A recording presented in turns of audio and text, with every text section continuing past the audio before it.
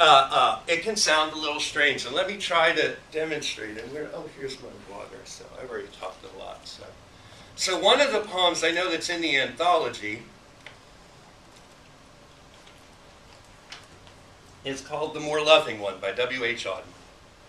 And that poem it rhymes, it's very end-stopped, and it's got a lot of division. So when you say it, it's very easy for it to sound like poetry. Looking at the stars, I know quite well that for all they care, I could go to hell. Da-da-da-da-da-da-da. Da-da-da-da-da-da-da. It doesn't sound like speech, it sounds like a poem. Now these are poems, we all know they're poems. When you render it like a poem, it's you saying a poem. You're reciting a poem. When you work with the words and you try to thwart that pattern, it becomes speech. Because our speech, I don't say the things like this and then we do the poem that way, right? I mean, that's not, in speech, it's more natural. It flows from you, and honestly, watching it, that's what the judges are looking for. The three who won in Tucson, that's what they had. It was very natural. Now, there's ways that you can turn this into speech. It's very simple, but nobody tells you how to do it. And I looked through the teacher's manual. I don't know if they don't talk about how to do it, how to make it speech.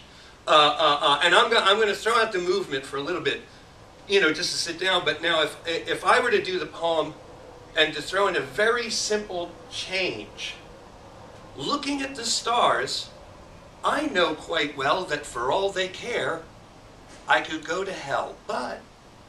And so what I've done is I've thrown a pause in the middle. And so then I allow myself to not stop on that and pause on the end rhyme, but to go through. It makes it more like speech. Looking at the stars, I know quite well that for all they care, I could go to hell, but on earth, indifference is the least we have to fear from man or beast.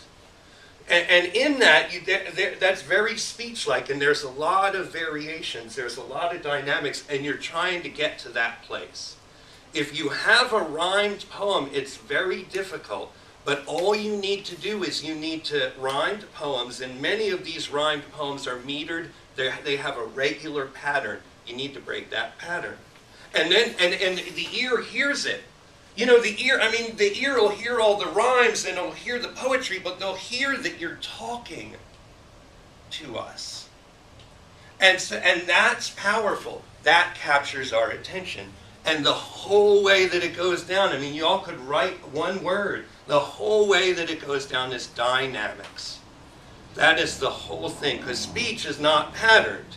It moves around and it's a little unpredictable. You don't know what it's going to do. If you thwart the audience's expectation by making it speech, it signals. They're not sitting there going, well, Leslie has internalized the poem and has therefore stepped into the character. But that's what they're feeling. So what we're going to try to work with is working with how to throw dynamics into your poem to make it speech. Make it sound like that. And then it's natural. And the third place at Tucson, she didn't move at all. I forget, the poem was called Domestic Violence. And she was a woman and a young couple, and there was a young couple nearby who